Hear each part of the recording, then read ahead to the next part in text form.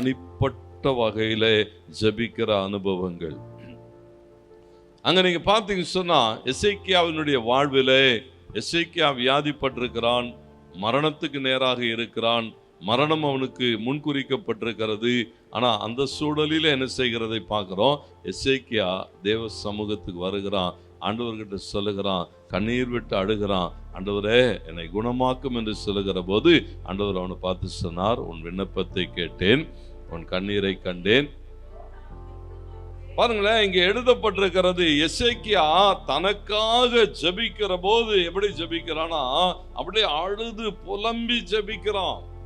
ஆண்டவருக்கு மகிமை உண்டாகட்டும். மோசே மற்றவர்களுக்காக ஜெபிக்கிற போது அழுது புலம்பி ஜெபிக்கிறதை பார்க்கிறோம். நம்முடைய தனிப்பட்ட காரியங்கள், நமக்கு ஒரு பிரச்சனைன்னா நம்ம என்ன செய்கிறோம், எவ்வளோ பாரத்தோடு ஜெபம் பண்ணுகிறோம், எவ்வளோ வேதனையோடு கூட. அப்போ ஒரு நாள் என்ன செய்ய வேண்டி இருக்குன்னு சொன்னா, மற்றவர்களுடைய பாரங்களை பார்க்கிற போது, ஏன்னா அந்த வேதனைகளை உள்வாங்கி கொள்ளுகிற போது நம்மால என்ன செய்ய முடியாதுன்னு சொன்னா, சும்மா அப்படியே ஏனோதானோன்னு ஜெபம் பண்ணிட்டு போக முடியாது.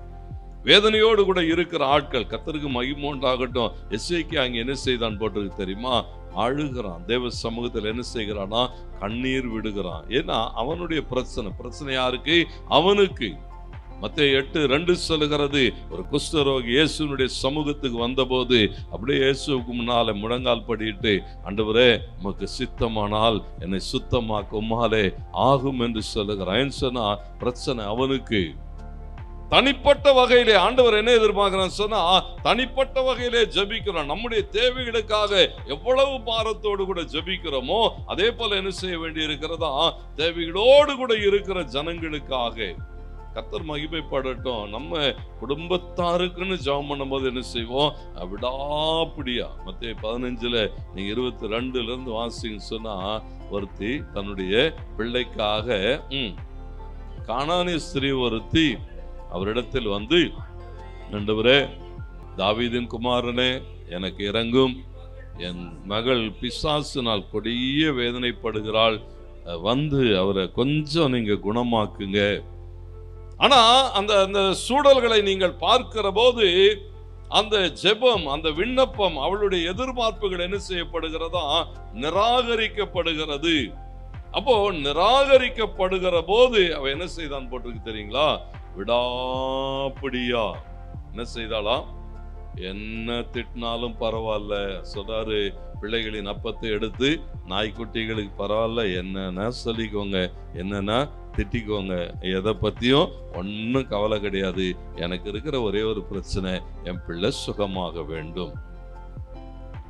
பாருங்க, நம்முடைய தேவைகள் என்று வருகிற போது எந்த பிரச்சனைகளுக்கூடாக கடந்து போகிறதுக்கும் நாம் என்ன செய்கிறது இல்லையா, அஞ்சுகிறதில்லை, வருத்தப்படுகிறதில்லை, வேதனைப்படுகிறதில்லை. எல்லா சூழல்களுக்கூடாகவும் என்ன செய்கிறோம், பாருங்க, தொடர்ந்து இயேசுவை பின்தொடர்ந்து வருகிற சொன்னா, எப்படி ஆகிலும் குணமாக்கப்பட வேண்டும், பிள்ளை என்ன செய்யணும், சுகமாக்கப்பட வேண்டும், போராடுகிற அனுபவங்கள். அப்போ நம்முடைய வாழ்விலே ஆண்டவர் என்ன எதிர்பார்க்கிறான்னு சொன்னா, குணமாக்குகிற ஒரு தேவன் இருக்கிறார். அவருடைய சமூகத்துக்கு வருகிற நாம் என்ன செய்ய வேண்டி இருக்கிறதா, ஒவ்வொரு நாளும் ஜெபித்தாக வேண்டும். பரிந்து பேசி ஜெபிக்கிற போதே ஒரு மோசேயை போல கர்த்தருக்கு மகிமை உண்டாகட்டும். ஆண்டவரே குணமாக்குங்க, குணமாக்குங்க, குணமாக்குங்க, அற்புதங்கள் நடக்கணும், எங்க கண் காணணும், இப்படிப்பட்ட ஆச்சரியமான சாட்சிகளை நாங்க கேட்கணும், தேவரீர் உம்முடைய நாம என்ன செய்யப்படணும், மகிமைப்படணும். அப்படிப்பட்ட ஒரு பாரம் உள்ள ஜெபங்களை கர்த்தர் என்ன செய்கிறது இல்லையா, ஒரு நாளும் தள்ளி போடுகிறது இல்லை. ஏன்னா தேவனுடைய எதிர்பார்ப்பு ஜனங்களை குணமாக்க விரும்புகிறார். அப்போ முதலாவது நாம் என்ன பார்க்கிறோம் சொன்னா, ஒரு பாரத்தோடு கூட ஜெபிக்கிற போது நமக்கு ஒரு தேவை இருக்குமானால் அப்போ எப்படி ஜெபம் பண்ணுவோமோ அப்படி மற்றவருடைய தேவைகளை உணர்ந்து, அவங்களோட பலவீனங்களை உணர்ந்து, அவங்களுடைய போராட்டங்களை உணர்ந்து, அந்த வியாதிகளை உணர்ந்து ஜெபிக்கிற போது கர்த்தர் நம்முடைய வாழ்வில் என்ன செய்கிறாரா, ஒரு அற்புதங்களை செய்கிறார்.